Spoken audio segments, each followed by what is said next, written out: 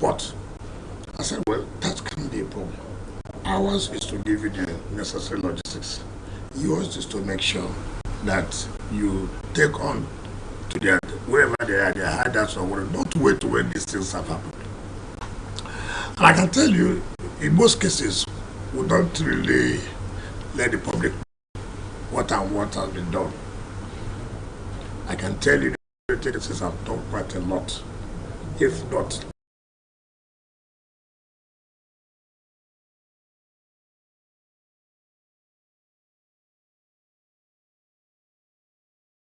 So, and if you check these four states are states that everybody can say from time to time, banditry, criminality. So when they hit probably in Niger, they run into Abuja. When they hit probably in Kogi, they run into Abuja. So it's like the center taking for these four states. And we discovered that most of the areas are, they stay shanties, uncompleted buildings. And that was one of the reasons why we can say, look, we cannot allow these uncompleted buildings where criminals have taken to be their place of abode.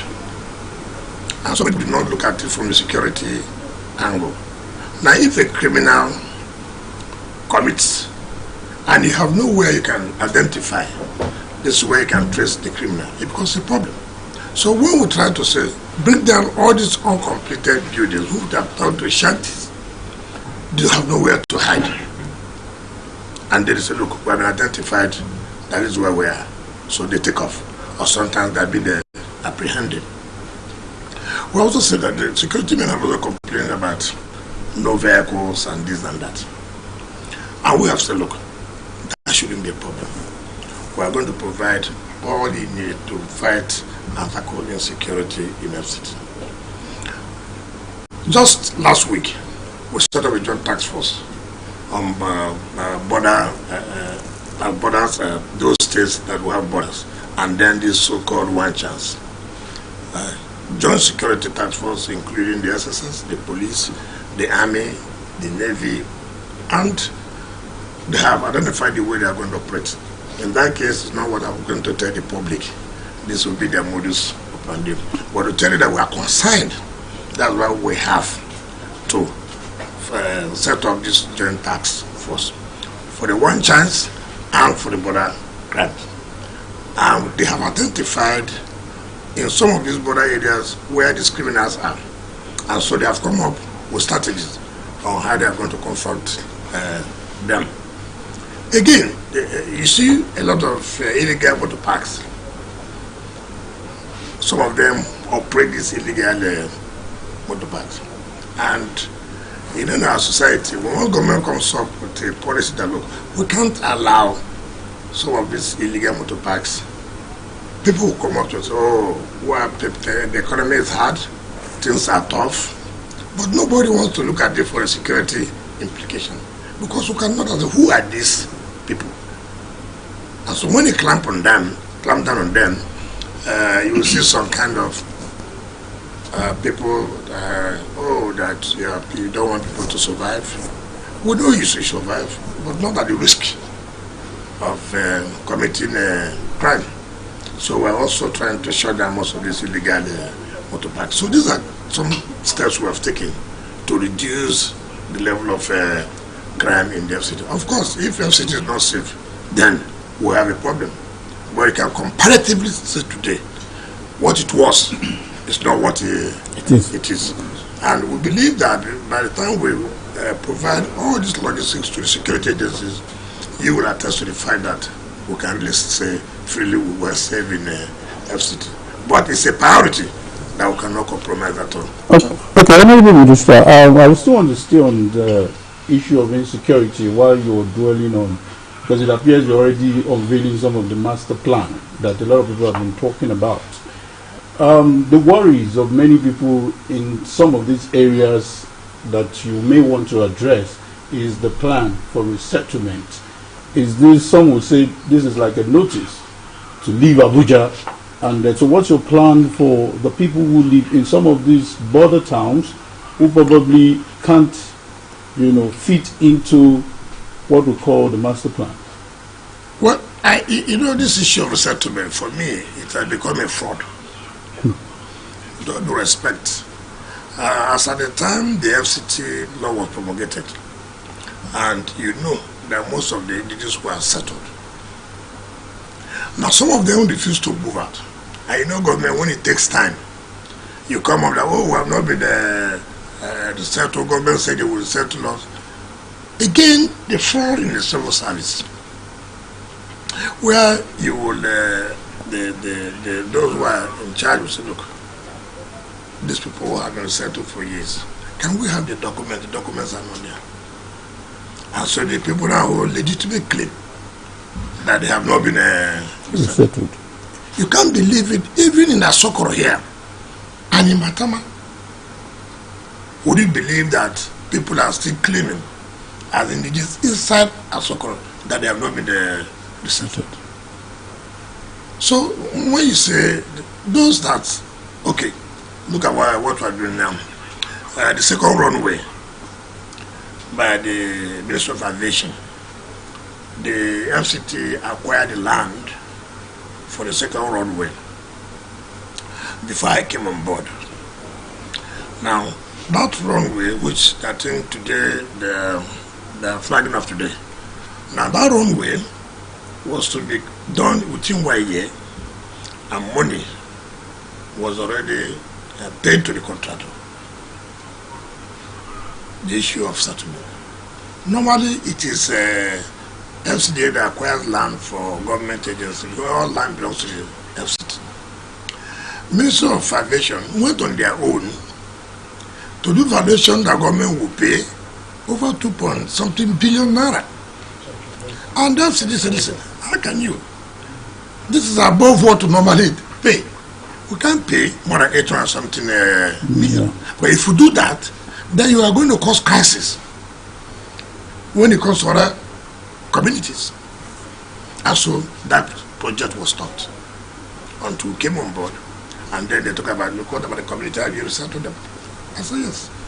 We went in there and we solved the problem, and they have been resettled to another area. So there's nowhere government will go and do something and it affects the communities, and government will not pay for their settlement. So when you hear these issues of settlement comes from today, tomorrow, there's so many scams, going on. And we have to be careful, because they have used this to always see how they can, default the government. Well, how porous does it make the city, given that we have this huge urban-rural drift? Well, you talk about congestion, and that's why we are saying that, look, we are not only going to now concentrate in the city, we are also going to move towards the other area councils, so that encouragement of leaving the area councils to come to the city will no longer be there. And why are people? Because no infrastructure, no roads. And that's why Mr. President has directed us that, look, as part of the emergency, what we are doing now, we are doing that we have taken each area council to provide a number of routes that will take the next 8-9 months. We must have to do it so that people can feel comfortable that now development is now moving towards the area councils, not only concentrated. And two, we are going to open up other districts. I found that, which is very unfortunate, that the arrangement made before now to open up districts and have a mass housing I was against the government. How would government provide infrastructure and develop the district? And now you call an independent developer to come and build and sell. And the issue is that who owns the land? The government. Who provides the infrastructure? The government. So how come you now say, look, you come and build house and sell and make money without government benefiting from anything? No, it will be like a partnership. I'm going to provide the land. You bring your fund to provide the services, and then build. Then we share it, probably 70-30, as the case may be. So the arrangement was skewed against government. And you also find out a situation where even the contracts for the development of the infrastructure, the contract is awarded at the cost of 20 billion naira. In the next 1 year, it becomes 140 billion naira. Obviously, that contract won't go on. And that's why you see so many of the, most of the cities that ought to have developed or ought to have opened up were not. Okay. Your Excellency, I would like to ask you, you talked about short-term and long-term deliverables when you took office. And the part of the short-term deliverables you talked about is, the restriction on the ban on Okada, the restriction on cattle headers and all of that. We also talked about the infrastructure development that would actually be achievable in the short term. Recently, you commissioned the rehabilitation and renovation of 135 roads in Abuja. And of course, we've also seen you visit the metro line, which of course the president has said he wants to ride on the metro line. So can you talk us through these short-term and long-term deliverables? Okay. Why are the short-term deliverables very important? Okay. You remember that before now, everybody said Abuja is in darkness. All the street lights are no longer there. And the sanitation. And so, well, these are short-term deliverables. You can see today that we cannot say for sure 100% we have achieved it. But you can see there's an improvement as far as street lights are concerned. You can also see there's an improvement in terms of sanitation.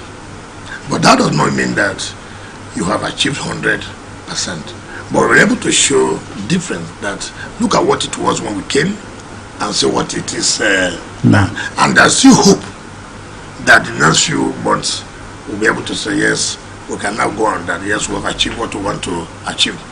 We'll talk about potholes within the city. I will say, look, we can't allow this. And that was why we came up with the issue of resurfacing so many of the roads which I flagged up. In fact, in the next 1 week, we're also to get the entire Asokoro to resurface the entire Asokoro. We're also going back to say, okay, go to my taban and see the areas that we can take up. Not total construction, they are not too bad, but for a city like this, we don't need to have such much potholes. So these are key few things or short-term deliverables you should be able to say, well, done within this period, and which can attest to the fact. You talk about Okada, yes. Why have we not taken a paper and Okada? Now, what alternative have we provided? Now, you found out that recently we just got the 2 billion from Mr. President as a palliative.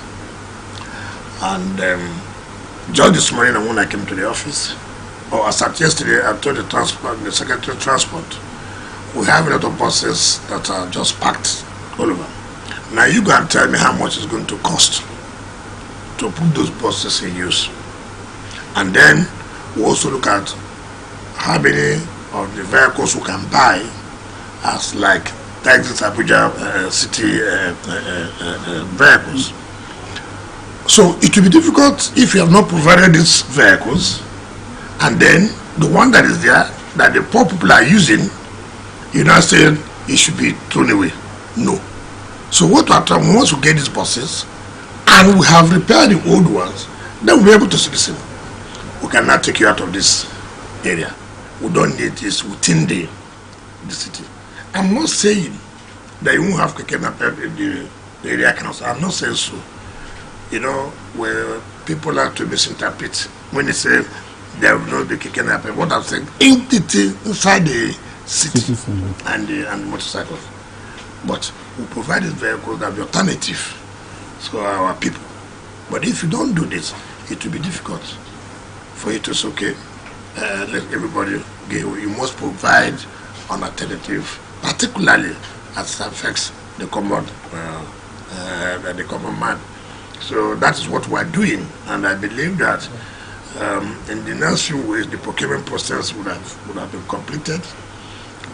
Then the repairs of these our buses would have been completed, and then we bring them out.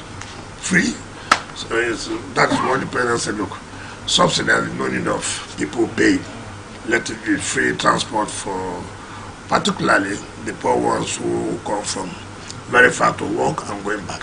So that's what that's. I also did not say immediately that the cattle area will not know. This is all I said. We will not allow, and it cannot be done within 1 month or 2 months.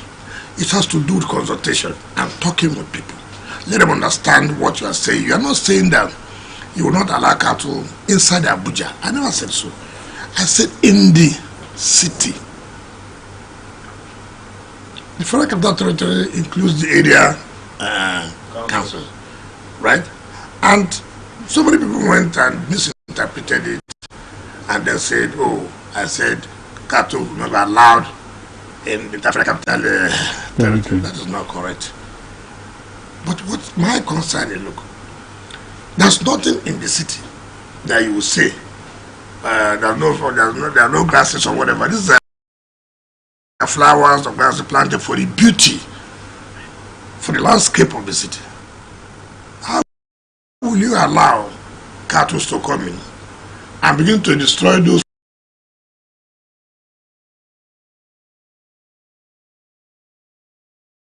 flowers you have planted? Too, it doesn't look nice, even as foreigners calling. But that to provide areas where they can have, most of them have their food to eat. There's nothing wrong in that.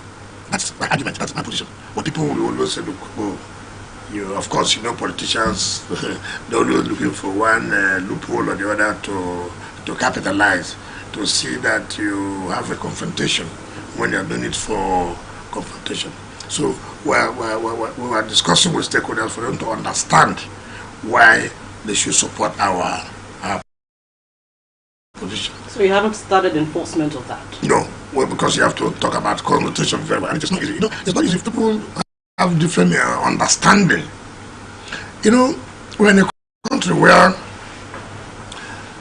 politicians who do not mean well for the country will find whatever means to see that things don't work out.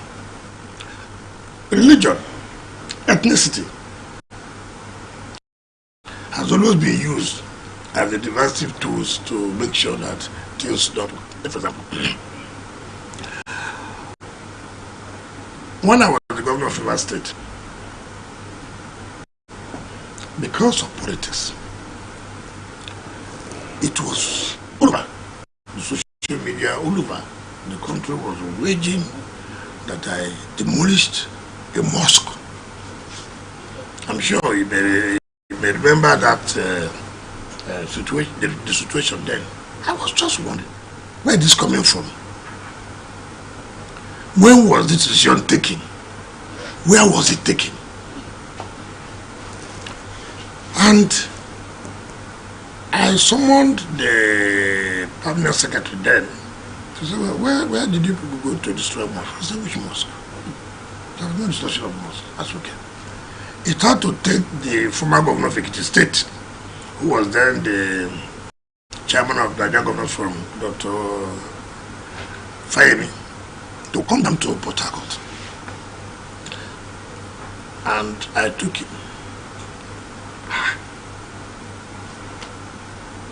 I said, show me where mosque was demolished. He shook his head. He shook his head. I said, we have to be careful. Instead of you to talk about how our country is going to move forward, we always bring divisive tendencies. You were here when the National Mosque Management came, led by the Resolute. You were here when they said, look, the contract awarded to rehabilitate the mosque and the Christian the Community Center that has been stopped. I said, the Executive Secretary of FCD, why did you not bring this to our attention? He now said there, but the job is going on. The General Secretary of National Supreme Council for Islamic Affairs, Prophet Lloyd, said no, the job is not going on. And I gave him 24 hours. You must go and bring me the file and tell me why this job is not going on with her. It's a commitment made, and we must have to pull. But if you read social media this morning, that I have directed him to make sure that the demolition of the mosque that is people who do not have the interest of this nation at heart. It's unfortunate. And when the SDP who led delegation came, he told me that, look, these plots which you have given us notice and time to develop were not at fault. It was FCD that said, look, the road they are doing for the southern part would cross at their plot, and so they were waiting for reallocation of land. And I said, what's the position? These are things if you don't have the facts, you just go and, oh, he wants to demolish the property of the Supreme Council for Islamic Affairs. So one thing you didn't clarify was that you give them additional time. But what is the time frame you're looking at? Well, you see, first of all, the one that you proved that is actually 9/99, I said, look, what we gave was 3 months. But because of the peculiar nature, we will extend it. Because we look at how far they have gone and what is their capacity in which to finish that project. But it's not a general, it does not apply to everybody. Okay. It applies to probably these two religious bodies. Of course, you know, they only get money as we, who are believers, contribute. And we don't want to be seen as if we are against any group. So I don't want to tell you now to what extent. I will not do that.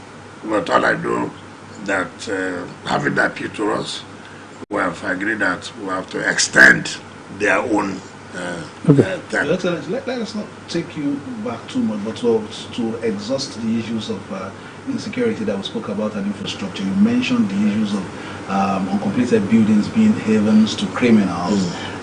Recently, we understand that the FCT says it will soon begin a post-development audit of houses in the satellite towns in the 6 area councils. The exercise, we understand, will take in about 15 satellite towns. Is that the target in terms of having getting to know exactly what we have in those towns? What is exactly the direction in terms of this post-development audit that you're embarking on? No, you are talking about insecurity, or you are talking about the post-development audit? The post-development audit, are we looking at just the completed? Is it going to take in all the infrastructure in terms of the? We were talking about buildings that are not completed. Are those? Is that part of your thinking as well? So, I want to talk about insecurity first, that could be in all the uncompleted buildings. Now this reminds me, yesterday, I'm going to find out that there are so many uncompleted buildings by government, which was a land that the government has sold out to people, and which is not correct. Do you understand me? Which is not correct. I directed those concerned that let me see the documentation of the properties of government that are sold, and those that have not, those are the foundation level, those are moved and then they've just abandoned it and say it has been sold, which have not been sold. Those areas too have been taken over by miscreants and criminals. So our intention, one, not allow them to continue to stay in those areas. Two, complete those buildings and then give it out to Nigerians. And that, of course, will help in increasing the housing opportunities for our people. So you have properties littered left, right, and center outside the city and satellite town, uncompleted. So if you can come up genuinely, it's okay, you have no funds to do this. Genuinely, people are willing to take over the place and complete for themselves.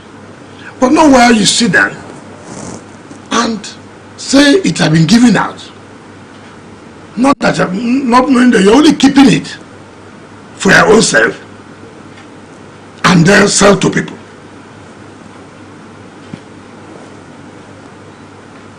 And again, what we have found out too, some of these so-called houses instead of giving out, they are only waiting for government to come and provide the infrastructure. Most of the top civil servants in the place. And at the end of the day, who's losing? Government is losing. So, for us,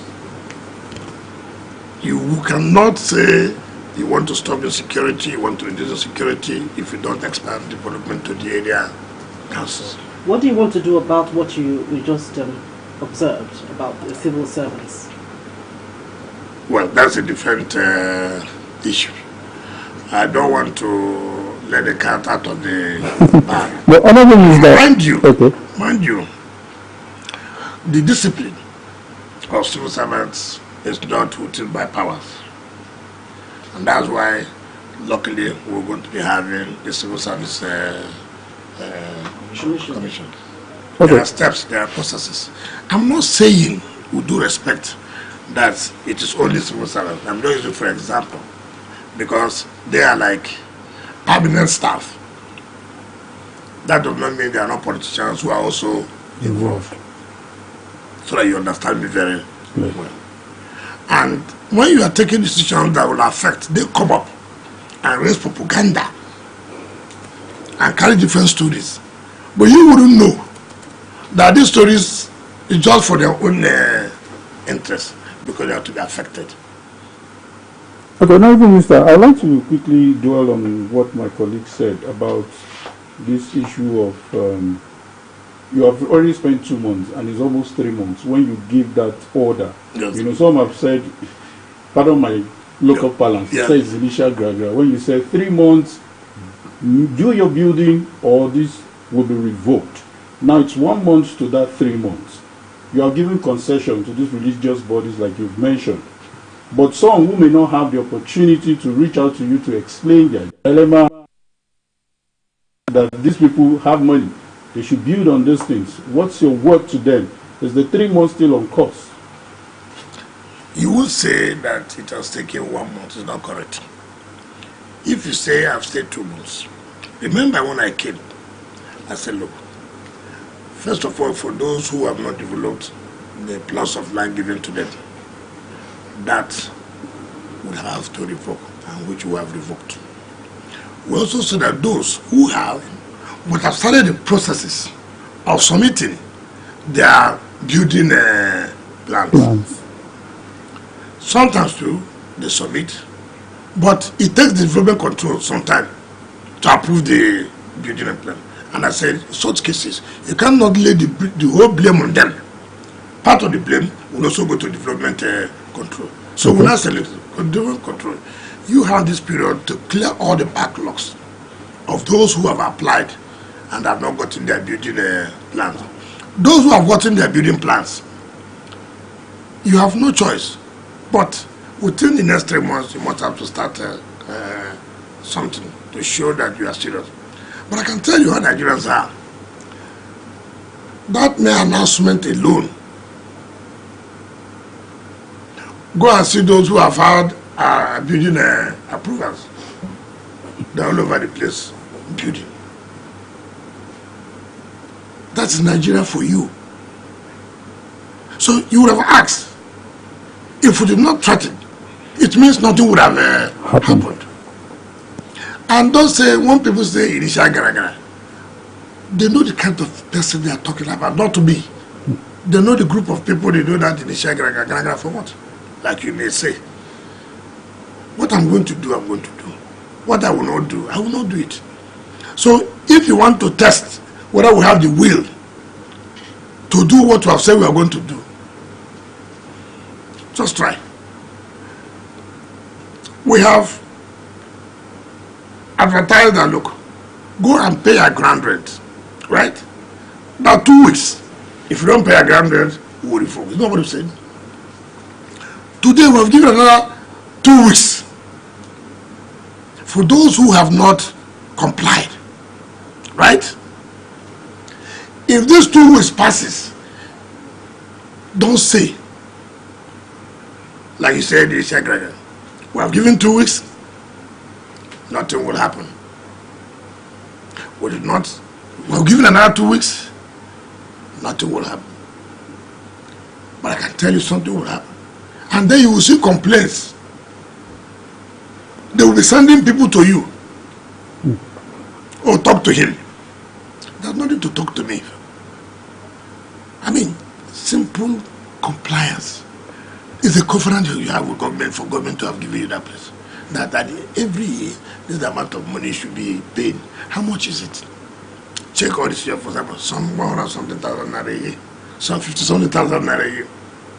And then you will not comply for more than 10 years because nothing will happen. I mean, I've never seen a country like this where nobody thinks that something will happen. Oh, I've always told people that the mere fact that nothing happened yesterday does not mean that nothing will happen today. The mere fact that nothing happens today does not mean that nothing will happen tomorrow.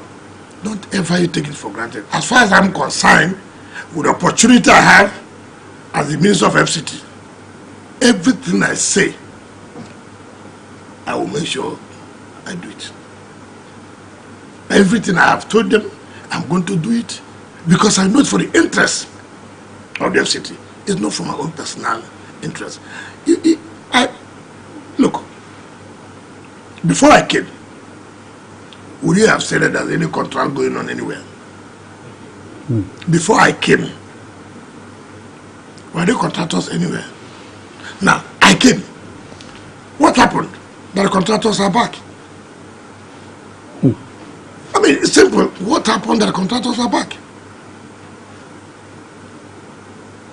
Why are they not paid? What's this money here for? I don't know.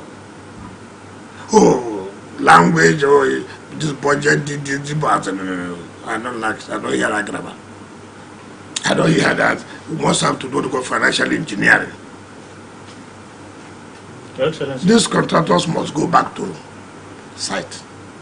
Look at the resident of Vice President awarded in 2010. Do you know what that means? Do you know the embarrassment? 2010 for the official residence of the Vice President. This is 13 good years uncompleted. At how much? 7 billion naira 2010. Now abandoned. Now go and see the variation Judge Berger started for 13 good years. I don't know how in my state as a governor, how anybody would tell me that I will do a project for 7 years, for 2 years, 3 years. How? How? No project when I know there's no financial backing. It is not to satisfy people. And when I came on board, I made sure that, look, even projects that were awarded by the previous government, I never abandoned them. Because the government is a continuum. It is public funds. And I made sure I acknowledge that this project was started by the previous government, but we have not but to complete the project. And that's what we are doing now, as directed by Mr. President. We are not going for any new project. Just because, except when it is very, very necessary. Except when it is very, very necessary. And that's the difference we're trying to show. Okay. Excellency, staying with the abandoned project, you visited the Millennium Tower. Yes. Of course, it's one of those projects that have taken years, and up till now, we're yet to see any meaningful progress with that project until you came on board, and you part of what you proposed was a partnership, private and of course public partnership, to see how the Millennium Tower can kick off, and then of course it will be of use to residents of Abuja. But I would like to ask you, a handful of abandoned projects, how do you intend to fund all of these projects? As at yesterday, of all the projects, the total debt, 1.3 trillion naira equivalent. Naira.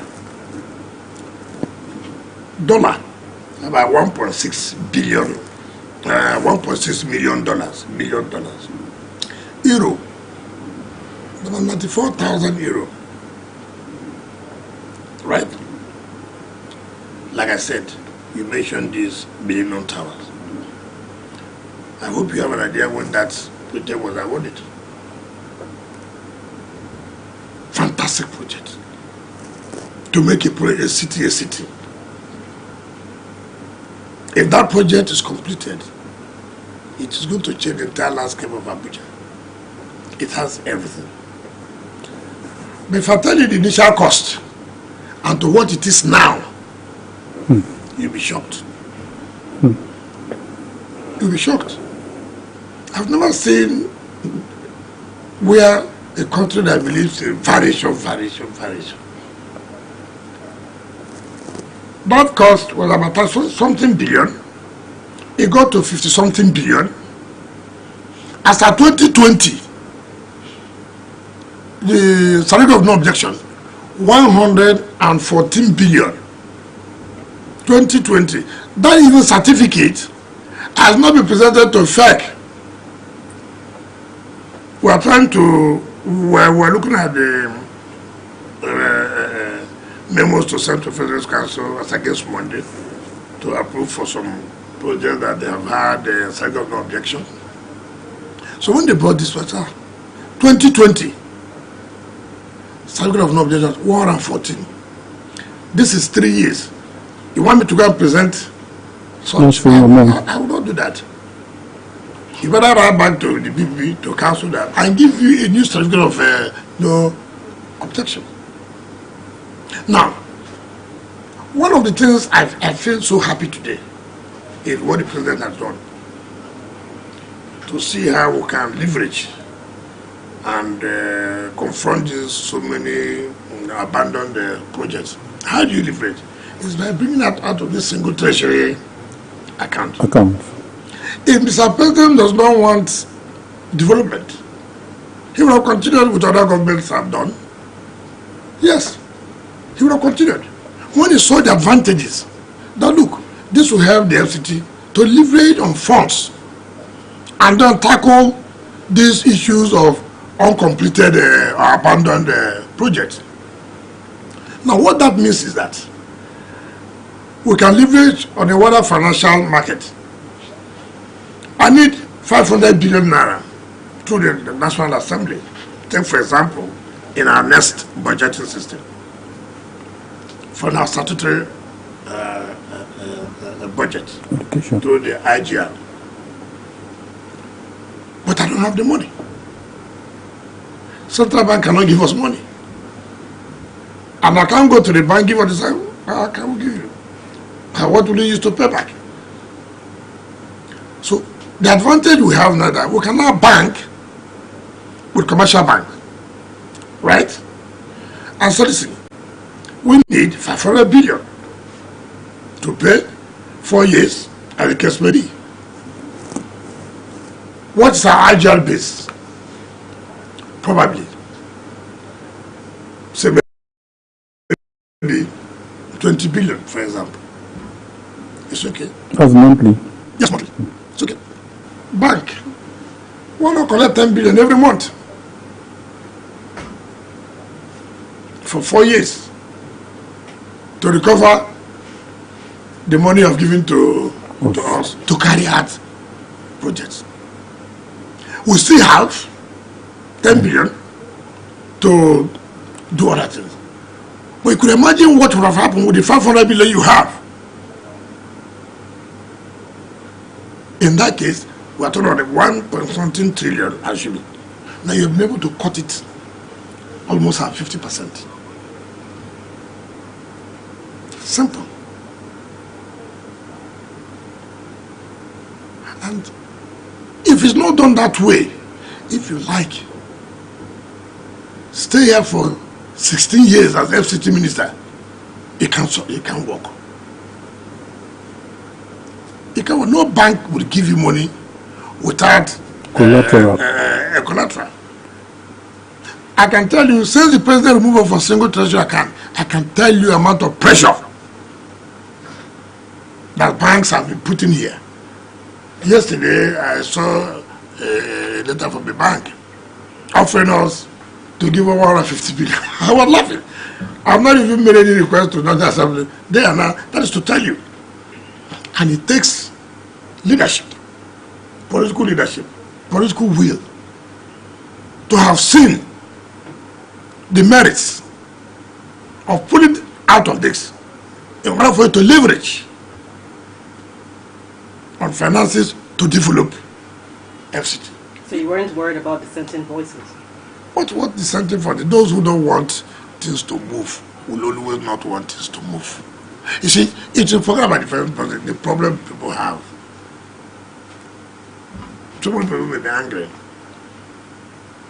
They complain, you have a minister, he's weak, he's not performing. They complain, you have this minister, he's too tough, he does not, there's nothing you do that people will not come. What is the anger is that they're going to see development. And why should you come, why should he be one a minister serving under the government? It's not that they don't, it's that why should he be? What about the concern of the rationale behind the TSA, the idea of transparency? What is transparency there? We are not a revenue agent of federal government. So do you have a self-regulatory mechanism now? Like I said now, what is to look? To block loopholes of government funds. We don't collect revenue for federal government, do we? We don't. Two, the national budget goes through gifts. It's too online that the money is being paid. So it has nothing to say it will not show transparency. No, it's not correct. What's the transparency here? You are getting money through the approval of National Assembly. Right? Through the approval of National Assembly. You must go for procurement. Right? You must go for procurement. The law has said what percentage you must pay as mobilization, which you must comply with before you matter of your interest certificate about work done. My happiness is that, look, and I don't know what anybody may say, it depends on what you have in mind.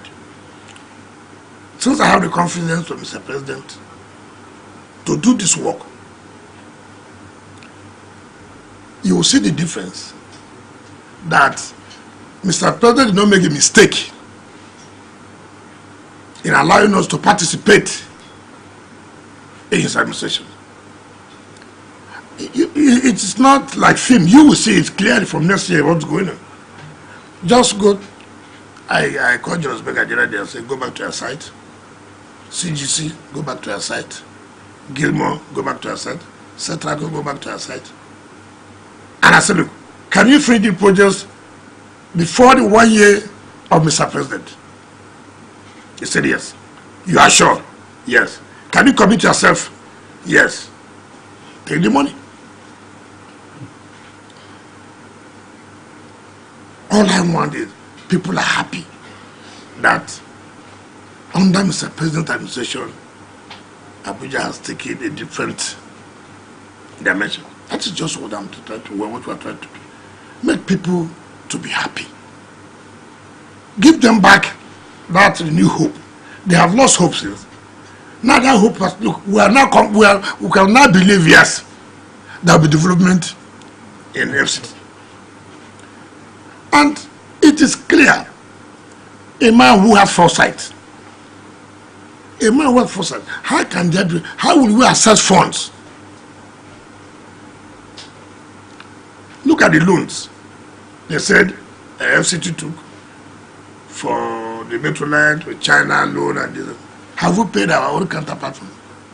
Where are we going to get the foreign exchange from? Who are we going to get it from? Two, the budget has also been funded. Your Excellency, Gloria alluded to something about civil service. I mean, civil servants. Yeah. And you said you won't let the cat out of the bag. But we would hope that we would just dip into the bag a little bit, in the sense that the FCT Civil Service Commission is supposed to come on stream. The Joint Action Committee members of the Joint Action Committee said this has been in the works for over 20 years. Yeah. How are you able to push this over the line in 2 months? It's not about me, it's about the president. It's about the president. You see, he understands the system. When I went to him, look, this law has been there.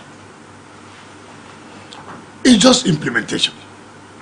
Initially, I thought, because he posed the question, I thought he was not going to approve it. Not knowing that he wanted me to explain more. And I said, you need the hope agenda. What is the hope we are giving them now? What is the hope? You said you need the hope agenda.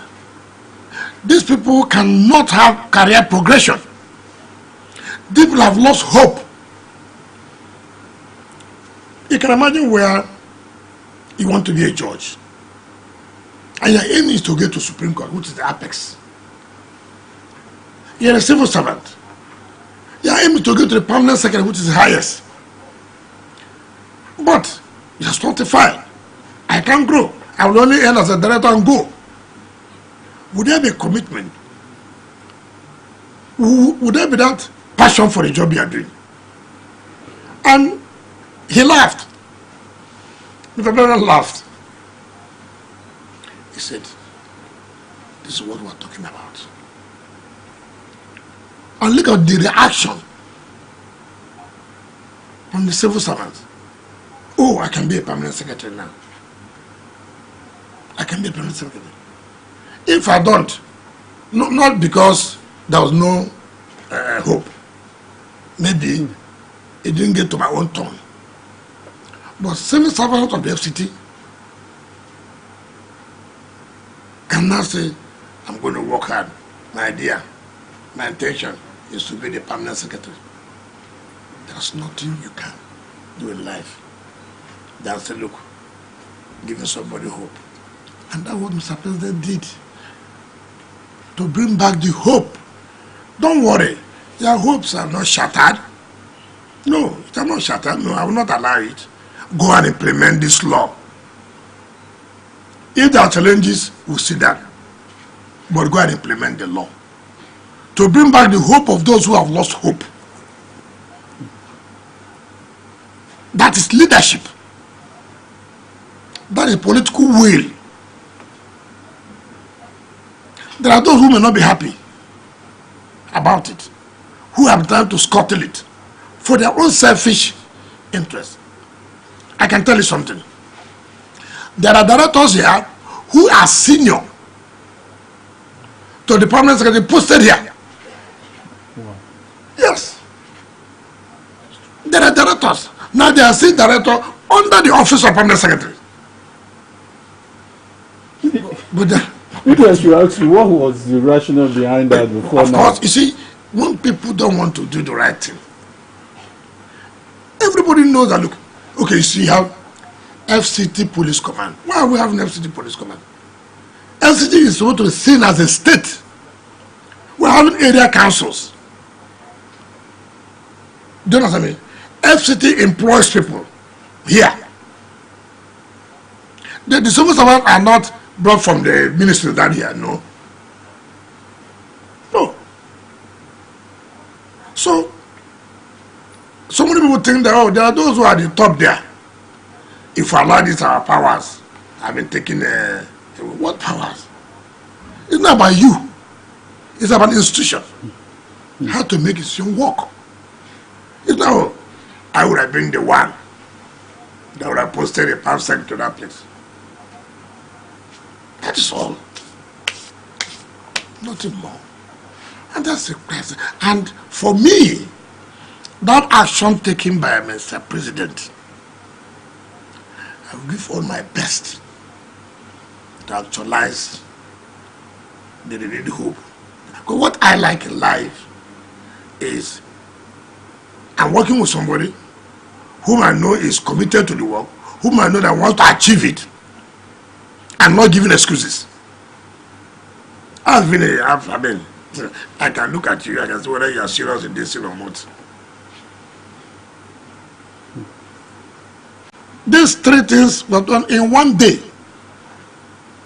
The whole FCT has no women have no role to play. You have mandate secretary for this, mandate secretary for that, but nobody talks about women. And part of his priority area is inclusivity. Don't exclude women. Women, not only women, youth don't. And he didn't waste time. We made a memo to him. There's a need to have mandate for women. Approved. Look at the joy in women.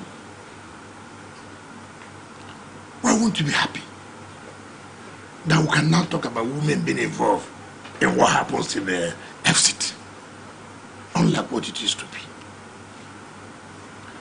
So it is, everybody can see the signs in FCT that things are going to be better.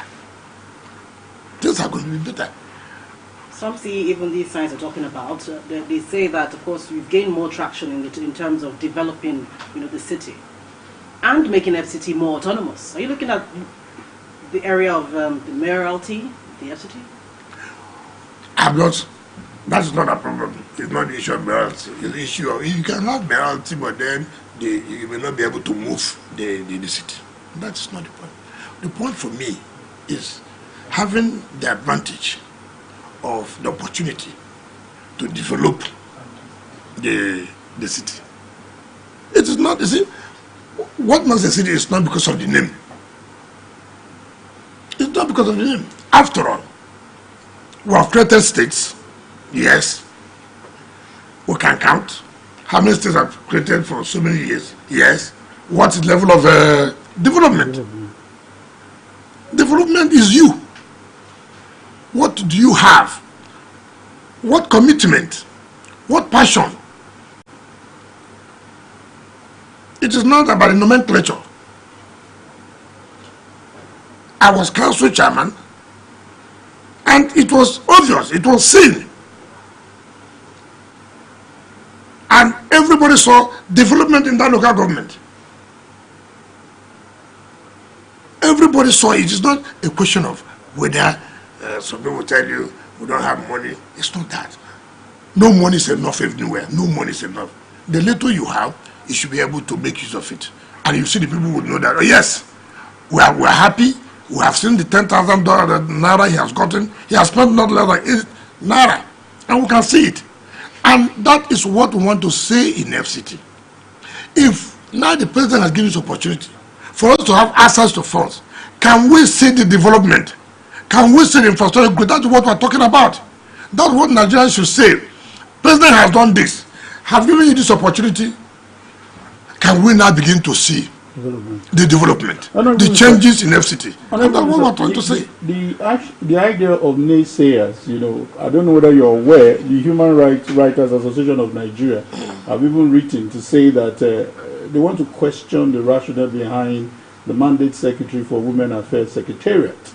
And part of the things they mentioned, coincidentally you even talked about it, that why women? Is it a political patronage that this happened a few days after you visited the First Lady? I'm just putting it out there for you to respond. And for them, they believe that this should be about family affairs, that women are practically doing well. Let me tell you, I've been in governance. I've been in government. I'm not those who don't sit down. And so because I visited the First Lady, I mean, that was a political patronage. You see, we take things out of context. I have the right to visit the First Lady. We want to partner with you. I want to make a memo. Because in your own course of carrying out your activities, how do you relate with women of the FCT?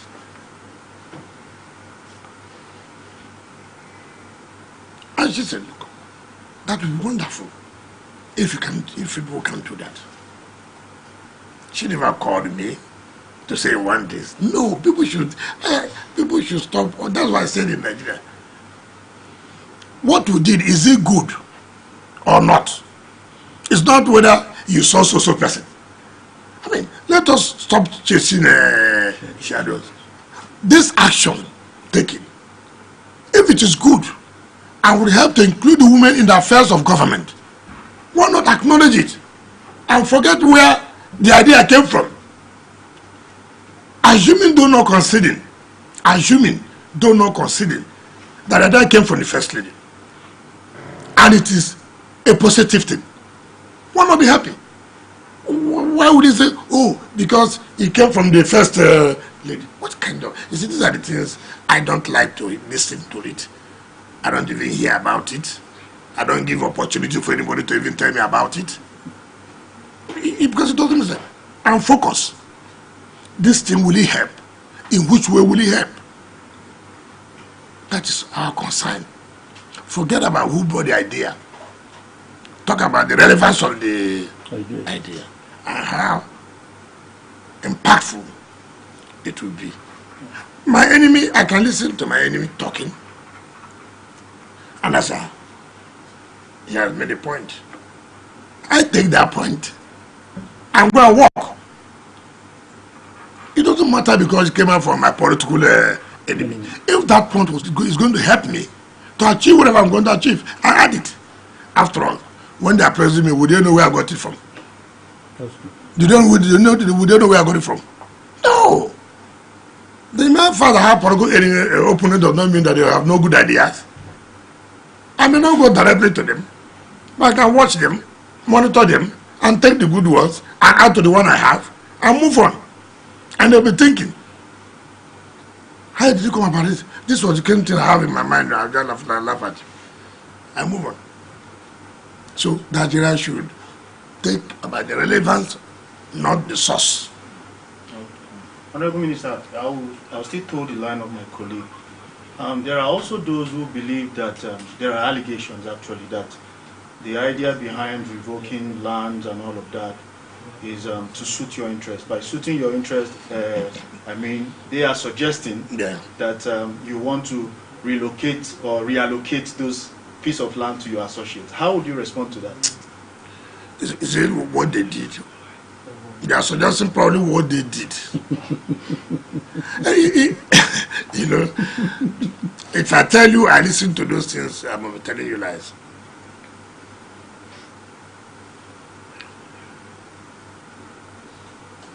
They gave you land, 15 years, 7 years, 10 years to develop, to make the city to look fine, build. You abandoned it. It became a land speculator. Land that government gave you to develop the city for over 10 years. And then you want to sell 3.4 billion, 4 billion. And then criminals have taken over the place. And then I come to say, look, we can't accept this. If you don't want to develop it, too bad. We'll give it to those who want to develop. Because they are my friends, so what? Assuming they are my friends, are they not Nigerians? Who will intimidate me by you are doing it to give it to a friend? Who will do that? Who is going to listen to that garbage? I'm not interested in that. I mean, they should not, those politicians, or they are going to say something, then they'll be shaking. You know, they are criticizing me that I want to give it to my friends. I should give it to my enemies. I should give it to... That's exactly what the Rufai said then. Look, whether if I give it to my friends, they don't develop it, I take it away. I'm not going to be afraid of anybody. So all those carrying those rumors are these political losers who are afraid of their shadow. You know, one thing I can tell you about this politics, if you can't face me in the battle, you go back, you go behind to create rumors. You understand me? Your propaganda. That's what they do. Because there's nothing to talk about Wike again. There's nothing to talk about Wike. What will you say now? Tell me what will anybody say now that they have not said? Wike is ethnic. Wike is religious. Wike is this. Wike is that. And they all lost all. They lost all. They lost all. So they have nothing to say. They just go sell one thing to the press. This is what he's doing. I'm going to do what's right. If you like, say whatever you want to say. The person who appointed me to be here is the person I know that I look at him. Is he comfortable? Is he happy with what I'm doing? That's how I operate. I don't operate by gossip, what they said. Well, what my principal is happy with the job I'm doing, who gave me the opportunity. That's all for me. Even if it means you stepping on toes. No, you can't do governance without stepping on toes. Then you are not prepared for it. You are not prepared for it. I'm not, I don't care anybody, no. In government, it must be somebody who will take a decision. The decision must not be suitable to everybody. No. There are decisions I have taken here, and people will come to meet me. I say, please, I'm not here not to take a decision. I'm here to take a decision. And I believe the decision I've taken is the right one. And so I have to do it. Some people will come and tell me, you know, you have to be careful. Abuja is not River State. I say, look. Please, take this your advice. I'm aware that Abuja is not River State. That's why it's called Abuja. And that's why River State is called River State. Supervising over the territory of a place. What is there? What's different? Being able to say that things must be done the right way. What is wrong in that? Being able to stop people look, let me tell you something. I was the council chairman. Remember, I was the council chairman. And one of the most important local government in Nigeria. So I've done to civil servants. I moved to be chief of staff, so I know. I've been a minister, I know.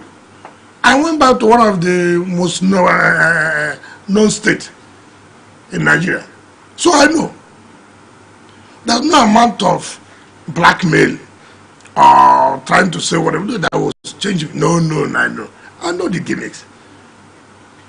I know it. So my target is what the Mr. President said he wants. This is what he wants for FCT.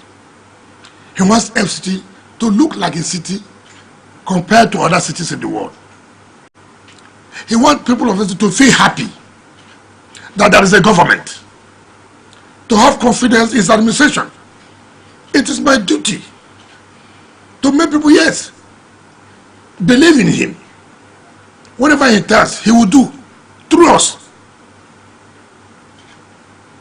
I went to somewhere where this, is it Gilbert? Yes, they are doing a road.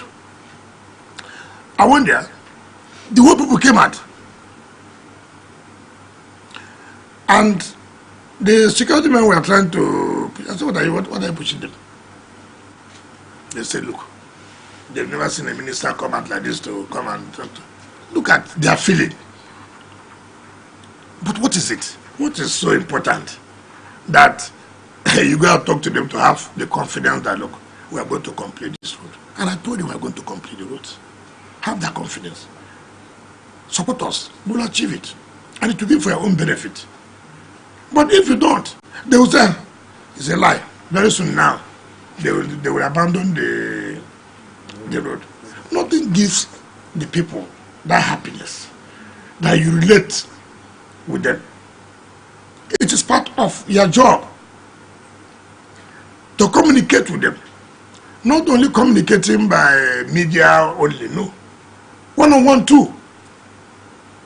Let them see you and say, oh, this thing we are seeing, we are hearing on television, is it correct?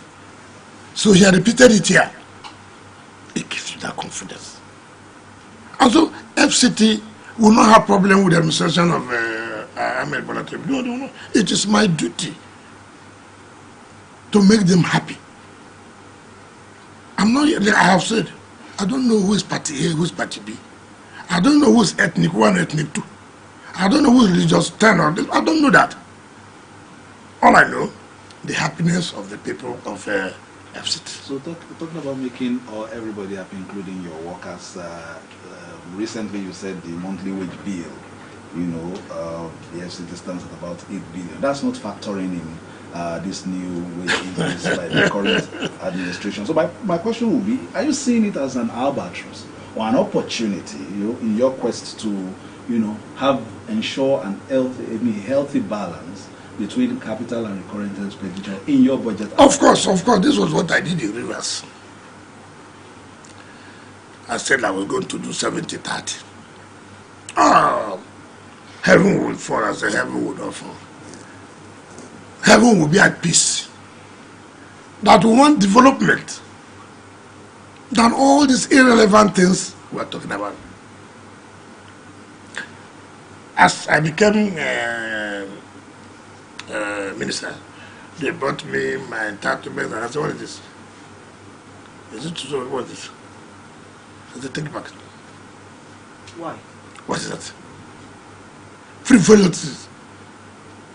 Unnecessary. Have you seen the budgeting system? What they put in the current? Buying a computer every year? But, oh my God, it's this body, I will channel it to projects, to development. That's what the people want to see. Look at, when I came, I said, 8 billion now, 7.9, which is 8 billion. My state was the salary bill. As big as we are, no. Something fundamentally wrong somewhere. That's okay. Out of protest, I said, be paid. However, I must go into it and find out how is the FCT, as small as we are, spending 8 billion naira as a salary in the month. 2, now you have seen the wage increase. At the end of the day, where will you get the money from? Sometimes the allocation for FCT sometimes does not get more than 8 billion. So you have to use the idea to make up. But that again, you would, because if you're a serious person, if you have, you see, it will require 8 billion naira as salary for FCT. It may be correct, but I really want to see how. I want to be convinced the population, the number of civil servants in FCT that will go up to that level. I want to see. If it is so, so be it. But I'm not going to just see the paper. No. I want to really... Honorable Minister, as much as you said that you don't mind listening to the voice of the opposition, one of the things that you probably will help us to put in right context is some have said that this idea of Minister of the FCT, taking care of the civil servants appears very novel. That while you were in River State, Mr. Wike was known as Mr. Project. In fact, let me add your word, quality project. Yeah. Yeah. But is this an improvement of what you used to do? Because this one is vis-a-vis the welfare of the civil servants and also building Abuja. What was your story like in River? No, that is not correct. Let me just tell you, people carry. I'm not saying that the welfare of civil servants should not be taken. I'm not saying so. I challenge anybody as governor of Rivers. Have you ever heard, since I left office, that River State was indebted to social amount of money? I challenge anybody. I challenge anybody. Have you ever heard that pensioners went on strike? No. It is not correct. I implemented the minimum wage. Yes, I did.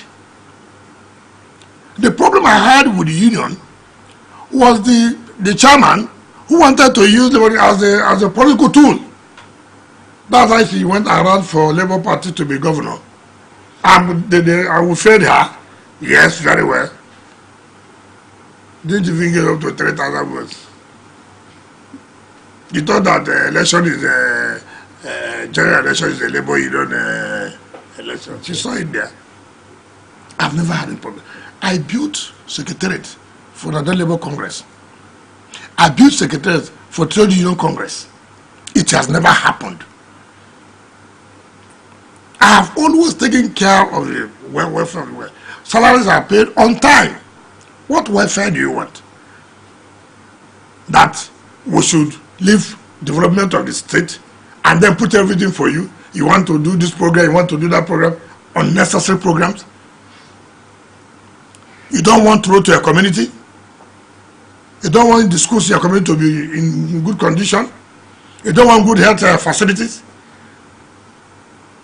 Nobody is saying that. Look, and whether you agree or not, if you spend 70% of your funds to the current, that country will never develop. What they're talking about, the development of the economy. How will the economy develop when there are no basic infrastructure? How? That infrastructure that stimulates the economy is capital intensive. You want the economy to grow, you don't want the rail net, you don't want the flyovers, you don't want the highways. You should just put the money and buy computers every year. Put the money, we are going for training in UK, this and that. Of what relevance is that training? General training, not specific training. Where you can bring back something to say, look, this is what I like on this particular area. We just begin to sign our money, foreign exchange and travel. Then you come back, you go for shopping, you come back. Some even will not attend in the stadium and sign them and go back. I mean, what kind of system is that? Did you enjoy the promotion that you're pushing for these current civil servants in FCT too? If I do what? The idea of promotion too. What was that? What was the report like? Well, why would it not be? I mean, when you are due for the promotion, they give you promotion. It's part of the happiness. Yes. If you are not promoted, how will you be a pastor? How will you be a director? It's promotion. You have earned it. I've gotten to this level. I'm supposed to be promoted to so level. And when you start their promotion, they will lose hope. They cannot put in their best. They cannot put in their best. I have worked, let me tell you, when I was Minister of Education, 2 permanent secretaries, Dr. Ibe, Dr. Nwajuba, up to today, relate with me. Up to today, relate with me. Dr. Ibe and Dr. Nwajuba is from Abia, Ibe from either Imo State. In fact, as I came in here, they have been able to see me as governor because I had a good working relationship. And when I came, I said, can you listen to me? I can't serve in a place where I cannot have signs of what we did, what we achieved. I can't. I must tell myself, convince myself. As a Minister of Education, what will you say you did when you were there? What input, what impact did you make? Right? And the only way I'm going to do this, open there, look. I don't want projects to be stalled. I don't want bureaucracy to stall our achievement. I don't want it. I'm not stopping you from doing your work, but what I would not like, as I came into the office this morning, you saw me, I finished all the files. Not mails. Not mails. Most of the things you see in mails, courtesy call, you ask if what is the relevance of most of these courtesy calls, or audience with you, or this and that, vendor driven, I have an idea of this, I want to need to do this. These are vendor driven. I'm not interested in vendor driven. I'm interested in what we, in line with the Mr. President's agenda. It's not you coming with your own, no, not do that. So I said, I don't want any file to stay a day longer. No, I don't want that. If I push out the file, you must also push it out immediately. When we approve the payment, yeah, I look at it, 2 days time, I'll call the DFA. Have you people paid? He said, oh, we want to send. He said, you want to do what? I stay here and sign out the file. You don't want to implement it. You want to say, you want to carry, you can't try that. You can't. Why should I have the minister sit down here and work? And then you, we're looking for procurement, the other procurement one day. Then he went to take his daughter to school. What? A working period? Taking your daughter to school? I said, look, this is not acceptable. It is not acceptable. It doesn't matter the propaganda you carry. It doesn't matter where you come from. And I said, it doesn't matter. You can go and tell anybody it's because I'm from so place. It's because of this. This is the only thing I sell in Nigeria. If you don't use religion, you use ethnicity. That's all. But you won't tell them the simple truth. I mean, tell me, how can, and as important as that department, you say, I told the anti-partner secretary that I'm going to. I called the anti-partner secretary. Who is in charge of FCT? Are you the one? I'm the one. And this should be your last time you try that. So who's going to explain this now? That I want an answer to this. Who's going to explain it? So, I relate to civil servants, carry out your own functions. But don't tell me that you want to stall whatever we're doing or slow down whatever we're doing. Because at the end of the day, the people will be saying the government is not doing well. Yes. Every attack is on government. Who are the political leaders? Would they say the civil servant administration they are not doing well? The civil administration is not doing well. It's not what they will say. It's not what they will say. So why would I now sit here and as I see you conduct yourself in a manner that Nigerians, the public will be complaining that the Tinubu's administration is not doing well. Why would I allow you to do that? I can't allow you to do that. And that's why I'm here. Your Excellency. You're entitled to what you're entitled to, nobody will stop you, but you're also entitled to do the work. And move speedily as I'm doing. If you see me keep files here, then you know that I'm stalling the progress of the administration. But if I can come, spend from morning to 6 p.m., 7 p.m. to do the work, and then you will tell me you took your child to school, then you go to the school. Another person should be doing the work. That is the simple truth. That brings me to the next question, because you talked about another person taking the job, and on the 27th of September, you relieved about 21 heads of parastatals agencies and secretariat of their job. Yeah. Particularly, I will make reference to two key departments. Number one was the Abuja Urban Mass Transport Company. During your familiarization interaction with the members of staff, I think that should be 24 hours after you resumed office. You specifically asked the MD of Abuja Urban Mass Transport Company, where are the buses? You asked him. And then, of course, the Abuja Environmental Protection Board, the director, you told him that he should get his drugs ready, that he can't be sleeping when the city is dirty. Eventually, it turned out that the both of them were among those you sacked. Can you give us an insight? A lot of people criticized the way and manner the sack came. I mean, it was a public holiday. On the eve of that, on the eve of the next day, the sack was announced. Tell me any law that establishes how somebody will be sacked the way you announced it, the date to not be announced. Should it be public holiday? If you are sacked, you are sacked. There's no law that says you can be sacked only on working days. There's no law that says so. So what is all the hula value of it was a public holiday? So if it was not a public holiday, you will not be sick. Did you follow the procedural way of sacking them? Let me tell you. There's nothing. The CRC had approved this for long.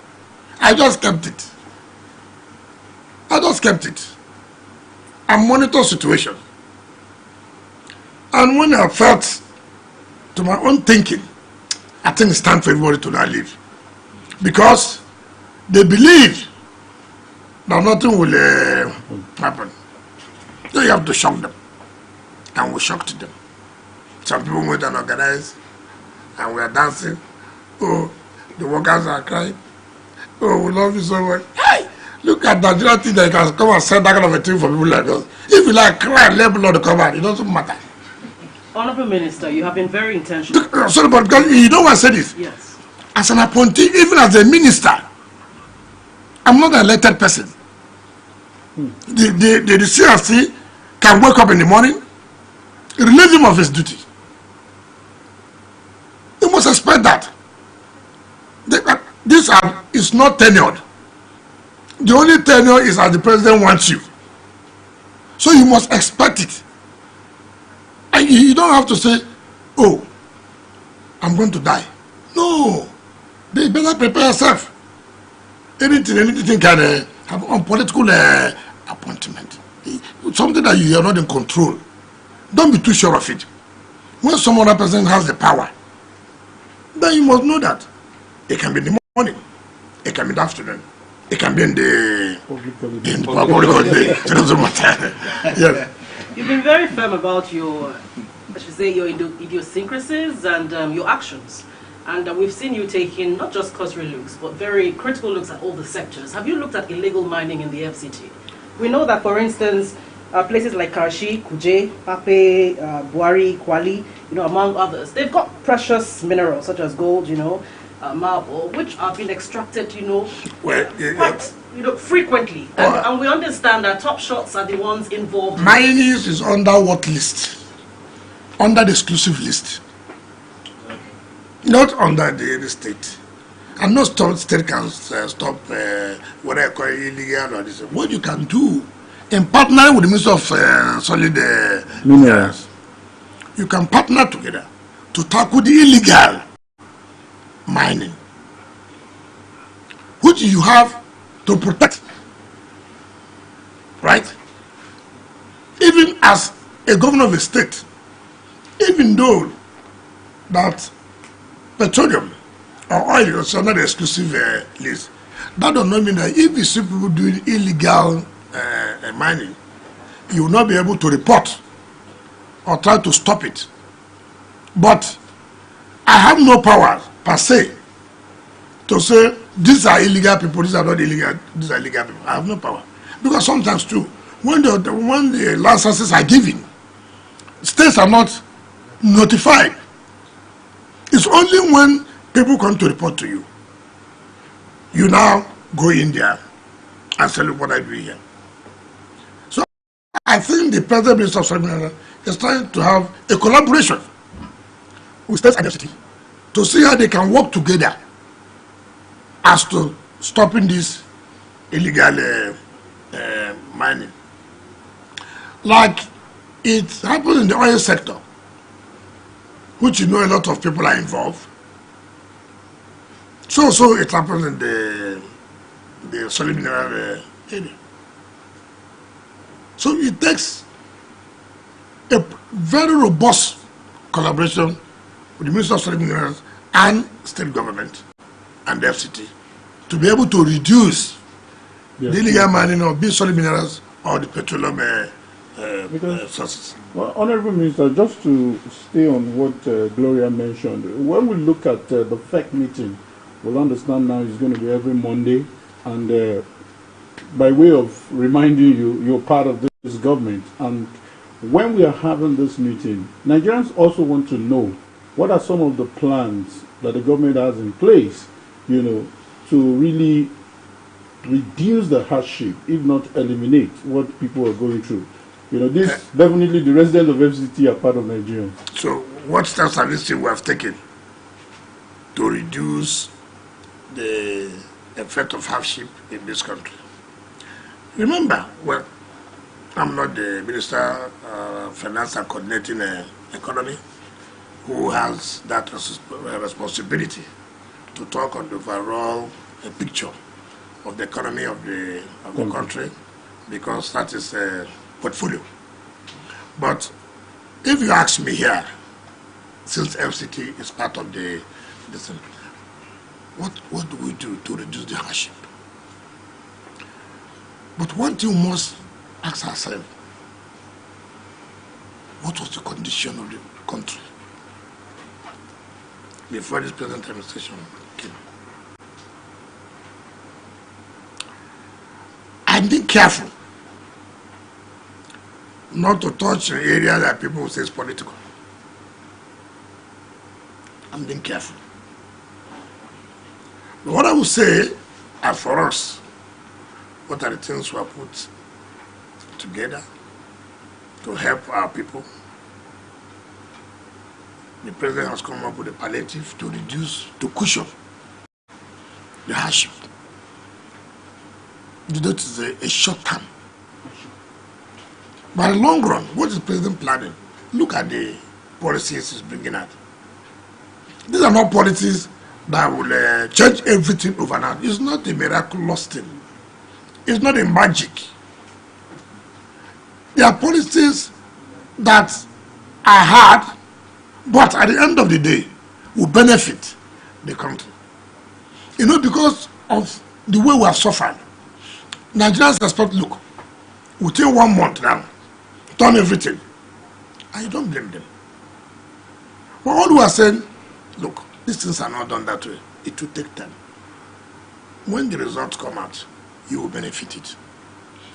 I take an example when I was governor of the state. There were traffic congestions everywhere. So I called Julius Berger, how do we reduce this traffic? He said, well, we're going to consider this flyover here, that area, that area, that area. We'll do 4 flyovers at a time. The city will be shut down. He said, well, that is the sacrifice, that's the hardship. Come and see on radios. There's no abuse that I got in this world. Instead of him to tell us we want to steal money and he's going to abandon the project. How can any reasonable man come to say he will carry out 4 flyovers at the same time that people do 1 flyover in 6 years? He wants to do 4 flyovers in 16 months. How? Abuses over abuses. The same people, the same Nigerians, when they saw that even in 12 months, 3 flyovers are ready. In the 16 months, the 4 flyovers are ready. Have you been to that place? Oh, it's London. Oh, it's this. You fly like this, you come down like this. You fly like this, you come. But see, that's how Nigerians are. Their fear is, of course, having lost confidence in government. That governments have come to tell them they will do that, and at the end of the day, they won't do it. And then the hardship continues. So how do you not think that this one you are coming to tell us now is just a matter of confidence? That is all. That is all. But what are the policies the present government is rolling out will help to change things in this country? Yes. But this is the period to make sacrifice. Talking about sacrifices and the projects, you talked about looking at the satisfying, especially the dictates of your principle. The president also wants to ride on the light rail, which he has said already. It's an infrastructure that the citizens of the Federal Capital Territory have been looking forward to for a long time. As it is today, when you look at the big station and the road tracks and all, it's a grim reminder of stalled projects. So how would you? When Mr. President made that statement before the annual conference of the Nigerian Bar Association, he really meant it. And that was a signal to me, hey, you better do something. I don't want to hear stories. But I will tell you the truth about the concept of that. If, really, to take out traffic, right, from the city, if that was done, first was done from here to Yanya, all those areas, it would be more impactful. But it was taken where you don't even have, population at the back of the cities, at the back of the villages. But be it as it may, we can't go back. It's a project that one of the projects that every day you pray that God, let me not fail. There are landmines. It's one of the most difficult. The conception, everything was skewed against government. As I speak to you, the consultancy, so they're going to consult about 7.something billion. The dollar component, we can't pay.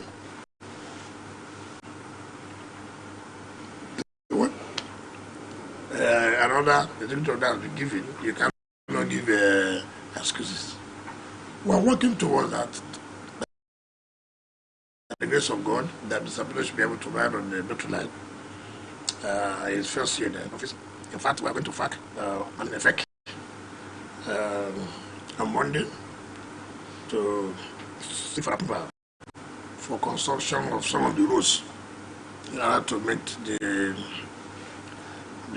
metro line to function very well, where people can come into the areas where they can, take the train. That's it now. Those communities that the train line will be helpful to them cannot, but there are no roads linking. So we are going to FEC on Monday to seek for the Federal Council approval for the immediate construction of these roads. There are 7 lots, and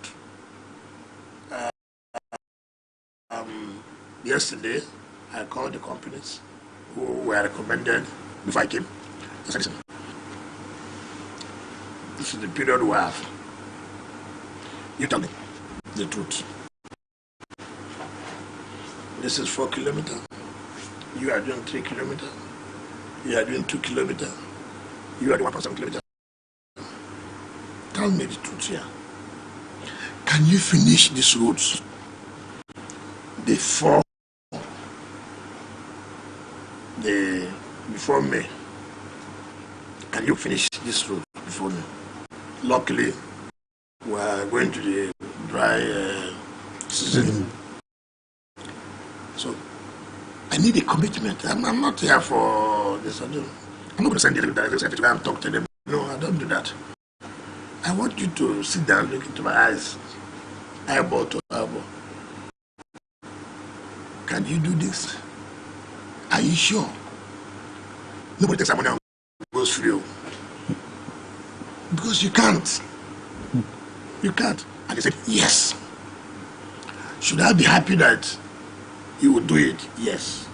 And they one by one. But they all sat there. That's okay.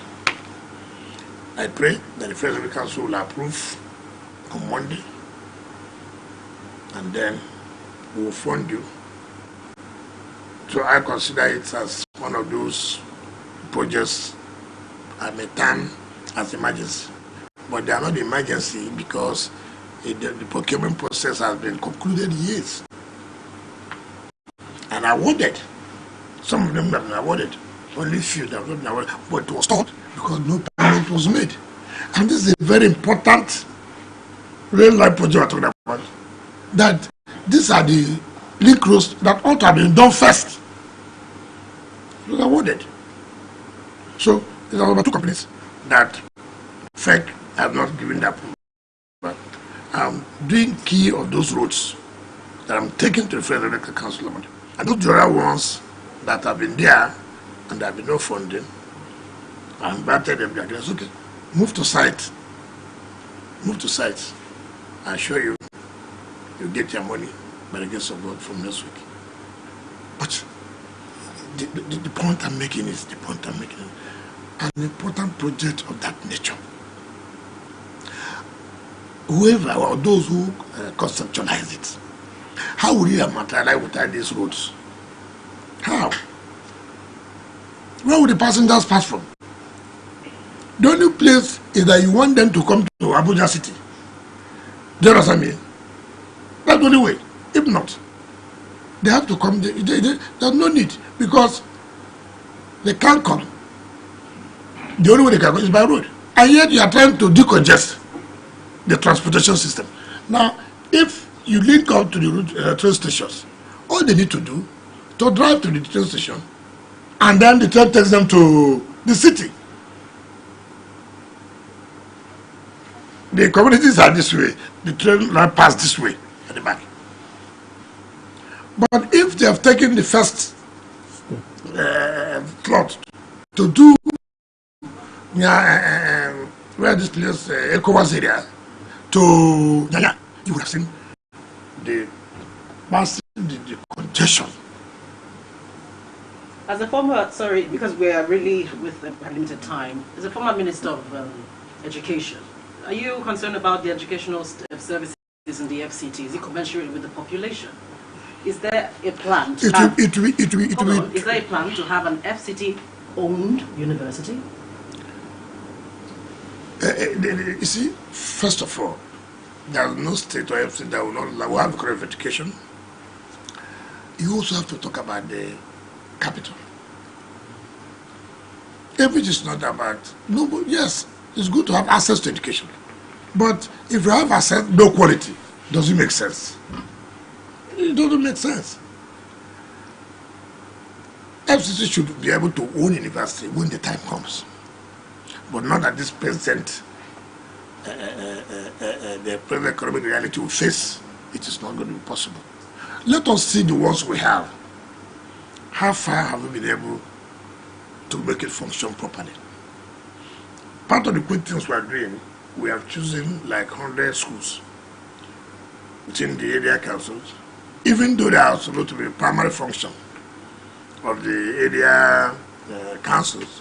But again, the children are our children. That's our own support to rehabilitate some of these schools and put them in a good learning condition. So my plan, or our plan, is not just to go and establish, let it be. It was your time that they established a university. A university of what status? Some people in their state, take for example, the university has. We have the state university, we have the federal university, we have Federal College of Education Technical, we have 2 polytechnics, we have 2 polytechnics, we have Federal Oil and Gas Polytechnic, right? Look at the number. That does not mean it's enough. Some people came to me, why not establish university, even if you have it? I said, no, it's not a priority. So, if I establish, if I bring my village, my people will love me. I mean, if everything should not be political. Let us do something that is right, and people will appreciate. The resources are scarce. The funds are not there. Why do you create more problems? Most sometimes when I go to some of the universities, some people, state school, you laugh. Just because you want to play politics that I establish that university. You can't believe what you'll be able to see. So I'm not in a hurry to say that wherever there are teaching problems, we should be able to solve them. Other people will come and then begin to face such other problems. Okay, Honorable Minister, I have a feeling this might be my last point, and it's unfortunate that probably next time we'll be able to talk a bit about politics. You know, you're a politician. But then, I do not live in Abuja, but I get this question, where someone is concerned about what your plan is. Let me mention that particular area, Kashi-Akpo Road. Akpo-Kashi Road, that this has been under construction for years. I hope it's part of the things you're prioritizing. He has an interest there. Maybe he is living in London. So this is the problem we have. Everybody says, this is what I'm saying. That's what we're saying now. How can you award such number of roads without having the fund? And how can we carry all at the same time? When I was Minister of Education, I used to tell the principals of Federal Government College, I changed the budgeting system. Yes, I did. You know what happened? I called the principal, listen, what are your priority areas? If you have an envelope of 100 million, for example, then you go and create 20 projects. You put 2 million, 1 million, 3 million. At the end of the day, you've not achieved anything. Therefore, this year, in my school, I want my dining hall, the classrooms, to be in very habitable condition. Okay, how much will it cost? It will cost us 40 million, 80 million, for example. I still have 20 million. I'll keep 20 million for the maintenance of the other ones. This year, I have finished this project with this one. Next year, I take up another key project. So, what we are trying to say, we look at all the options, the funds we have, which are the priority projects now. We have Otako General Hospital have been abandoned for years. Very important. We have the cultural center. Very important. We have all other roads. Very important. But the funds we have are limited. So, I'm not going to listen to my friend lives at Kashi-Akpo. No, I'm not going to listen to that. My friend lives so place. We will sit down, gentlemen, looking at these projects now. Which one would that will stimulate the economy of FCT? And then we're back on those projects. We appreciate this. I know we're completely out of time. We know that the projects are going to come, one after the other. And we really have to wrap up at the moment. I was just wondering your culinary skills, in the last few weeks, just in 1 minute. My what? Are we going to see your culinary skills? You've been cooking lately. No. Let me tell you. Just 1 minute. Yes, look. You see, so many people dramatize. Yeah, I don't like when. What is in cooking? What is in cooking? I'm hungry. I should go and call the chef to prepare. You see, some of us who are brought from the home when your mothers were cooking, you are meant to stay in the kitchen. You make sure they prepare the pepper. You, the okra, you have to pound the okra. Some people may see it as a waste of time. But for me, it's very interesting.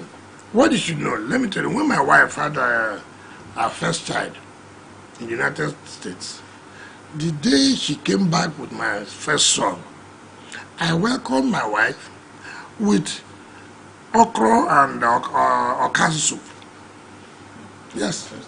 Yes. Yes. I feel proud. I can cook.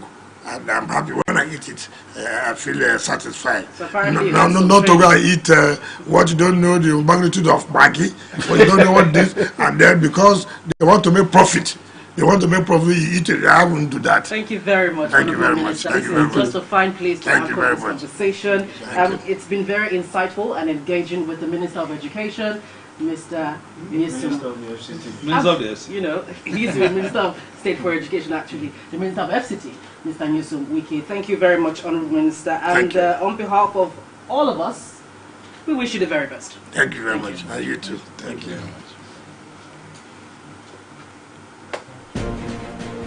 Welcome back from the live telecast.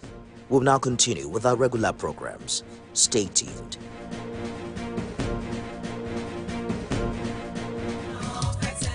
Lagos is the most visited state in Africa as the 5th largest economy on the continent. Covering the state and its government is no mean feat. It's a busy beat.